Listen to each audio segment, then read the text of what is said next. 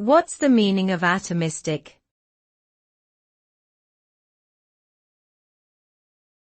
Atomistic.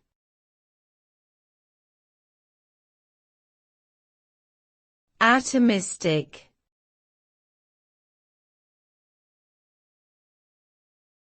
Atomistic.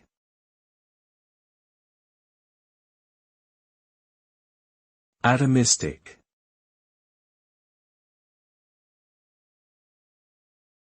Atomistic refers to a scientific approach that breaks down complex systems into their smallest individual components or building blocks, such as atoms or molecules. This approach allows scientists to understand the behavior and interactions of the individual parts and how they contribute to the overall function of the system. The atomistic approach has been particularly successful in fields such as chemistry, materials science, and nanotechnology. By understanding the behavior of individual atoms or molecules, scientists can design new materials, drugs, and technologies with specific properties and functions.